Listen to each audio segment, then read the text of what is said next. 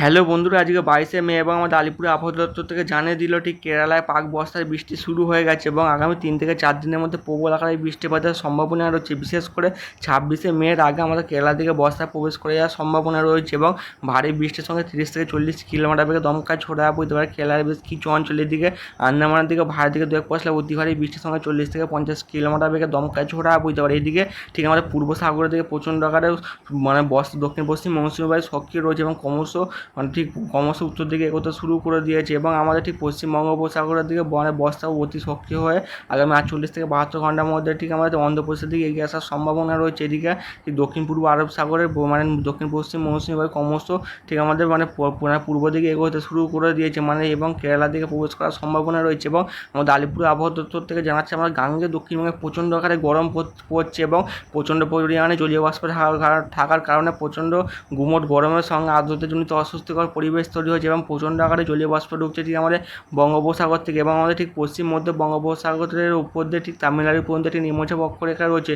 তারই ফলে আমার দক্ষিণ ভারতের দিকে বৃষ্টির পরিমাণ বাড়ার সম্ভাবনা রয়েছে। এছাড়াও আমাদের আলিপুর আবহাওয়া দপ্তর থেকে জানাচ্ছে ঠিক আজকের ঠিক বেলা 11টা থেকে বিকেল 4টের মধ্যে ঠিক আমাদের বাড়ির বাইরে বেশিক্ষণ না থাকার পরামর্শ দিচ্ছে। প্রচণ্ড আকারে গরম পড়তে পারে আমাদের কলকাতার আশপাশে এবং পশ্চিমের জেলাগুলিতে প্রায় 40 থেকে 42 ডিগ্রি পর্যন্ত তাপমাত্রা ওঠার সম্ভাবনা রয়েছে। কলকাতা থেকে প্রায় 36 থেকে 37 ডিগ্রি পর্যন্ত তাপমাত্রা উঠতে পারে। তবে ঠিক আছে সন্ধ্যা থেকে সন্ধ্যা ঠিক 6টা থেকে 8টার মধ্যে আমার গাঙ্গে দক্ষিণবঙ্গের বেশিরভাগ অঞ্চলে বজ্রবিদ্যুৎ সহ বিক্ষিপ্ত আকারে বৃষ্টিপাত হবে। সঙ্গে 40 থেকে 50 কিলোমিটার বেগে দমকা ছড়া বইতে পারে ঠিক আমার 2 মেদিনীপুর এবং পুরুলিয়া, বাঁকুড়া এবং 2 বর্ধমানের বেশ কিছু অঞ্চল। এছাড়াও 50 থেকে 60 কিলোমিটার বেগে দমকা ছড়া বইতে পারে নদিয়া, এদিকে বীরভূম, এছাড়াও আমাদের ঠিক পূর্ব বর্ধমানের বেশ কিছু অঞ্চলে, এছাড়াও আমাদের মুর্শিদাবাদের বেশ কিছু অঞ্চলে। এছাড়াও আগামী 24 ঘন্টার মধ্যে আমাদের উত্তরবঙ্গের দিকে প্রচণ্ড ভারী থেকে 2-1 পশলা অতি ভারী বৃষ্টিপাত হতে পারে। বিশেষ করে ঠিক আমাদের জলপাইগুড়ি এবং আলিপুরদুয়ার দিকে ভারী থেকে অতি ভারী বৃষ্টিপাত হবে এবং উত্তরবঙ্গের বাকি জেলাগুলিতে ঠিক আমাদের দার্জিলিং আছে, এদিকে আমাদের কোচবিহারের বেশ কিছু অঞ্চল আছে এবং আমাদের উত্তর দিনাজপুরের দিকে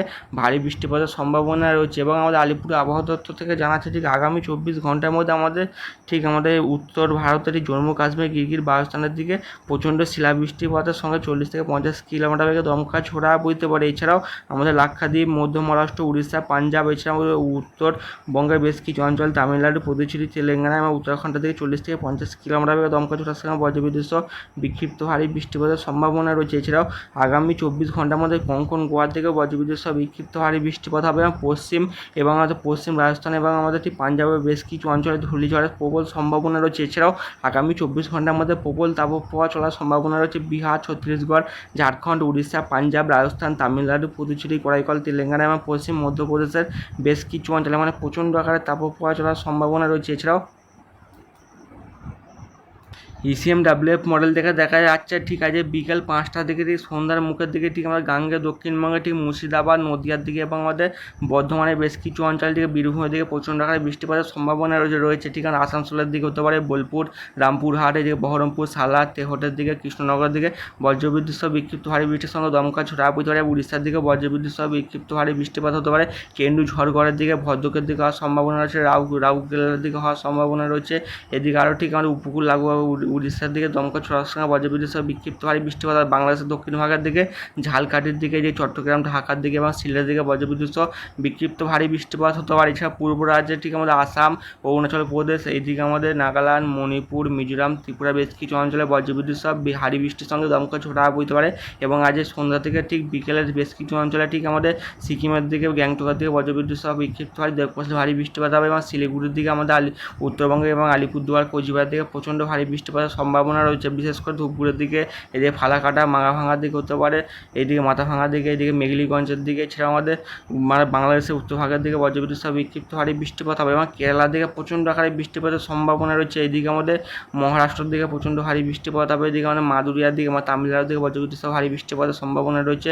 এদিকে অন্ধ্রপ্রদেশের দিকে বজ্রবিদ্যুৎ সহ বিক্ষিপ্ত ভারী বৃষ্টিপাত লক্ষ্য করা যেতে পারে। এদিকে আমাদের ঠিক কর্ণাটকের দিকে প্রচণ্ড ভারী বৃষ্টিপাত লক্ষ্য করা যেতে পারে। এদিকে মুম্বাইয়ের দিকে বজ্রবিদ্যুৎ সহ বিক্ষিপ্ত ভারী বৃষ্টিপাত হতে পারে এবং শনিবারের দিকেও আমাদের ঠিক দক্ষিণ ভারতের দিকে বজ্রবিদ্যুৎ সহ বিক্ষিপ্ত হয় পশলা ভারী বৃষ্টিপাত হতে পারে দুপুর 1টা থেকে 2টোর মধ্যে। আবার বিকেল 4টা থেকে 5টার মধ্যে আমাদের গাঙ্গেয় দক্ষিণবঙ্গের কিছু অঞ্চলে কালবৈশাখী ঝড়ের সম্ভাবনা রয়েছে এবং আগামী 48 ঘন্টা আমাদের গাঙ্গেয় দক্ষিণবঙ্গের তাপমাত্রা একই থাকার সম্ভাবনা রয়েছে। তবে আমাদের 48 ঘন্টার মধ্যে আমাদের গাঙ্গেয় দক্ষিণবঙ্গের বৃষ্টির চান্স খুব বেশি রয়েছে। যদি বৃষ্টিপাত হয় তাপমাত্রা কিছুটা হলেও কমতে পারে, তবে রবিবারের দিকেও আমাদের গাঙ্গেয় দক্ষিণবঙ্গের বৃষ্টির পরিমাণ কিছুটা হলেও কমবে। আবার মঙ্গলবার থেকে বৃষ্টির পরিমাণ বাড়তে শুরু করবে আমাদের গাঙ্গেয় দক্ষিণবঙ্গে এবং আমাদের মঙ্গলবারের দিকে উত্তরবঙ্গের দিকে প্রচণ্ড ভারী থেকে 2-1 অতি ভারী বৃষ্টিপাত হবে।